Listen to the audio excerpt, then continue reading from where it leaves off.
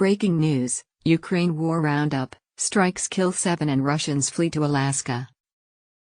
A series of Russian rocket attacks on the southern Ukrainian city of Zaporizhzhia has killed at least 7 people, local officials have said. They said rockets hit residential buildings before dawn and then again several hours later. Rescue workers are now combing through the shattered remains of an apartment building, but with people still reported to be under the rubble, the death toll could rise further. One resident told the BBC how she tried to flee with her daughter after the strikes, while another said her elderly relatives had been in one of the destroyed buildings.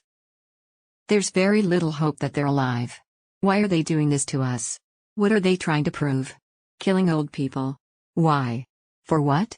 Russia has not commented on the blast. As Moscow tries to mobilize extra soldiers for the war effort, thousands have fled Russia to avoid being conscripted for war in Ukraine. They include 2 Russian nationals who have been detained by U.S. officials after arriving in a small boat on St. Lawrence Island in Alaska. According to the 2 U.S. senators who represent the state, the men landed at a beach in the village of Gamble and requested asylum. The war in Ukraine has underlined the growing importance of space to armies on the ground.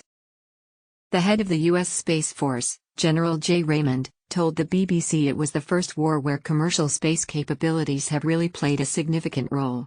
While he avoids giving precise details of how the U.S. and its allies have been helping Ukraine, Gen Raymond gives a clear indication of what it has been doing. First war where commercial space capabilities have really played a significant role, says. While Ukraine has no military satellites, it has received significant help from the West in a number of ways. These include surveillance, including images showing the buildup of Russian forces ahead of the invasion and showing the truth of the Bucha killings.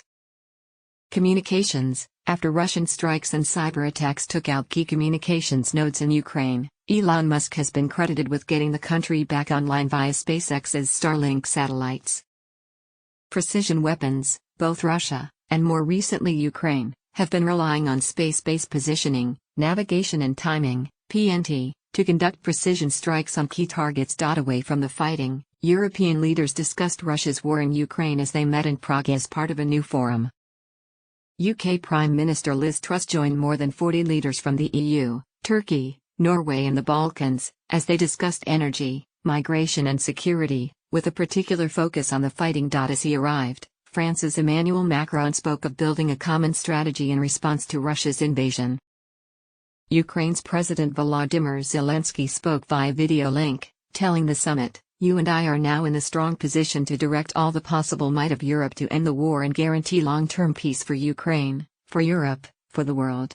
As Russian President Vladimir Putin turns 70 on Friday, academic and author Mark Galeotti has taken a look at some of the moments that have shaped his life.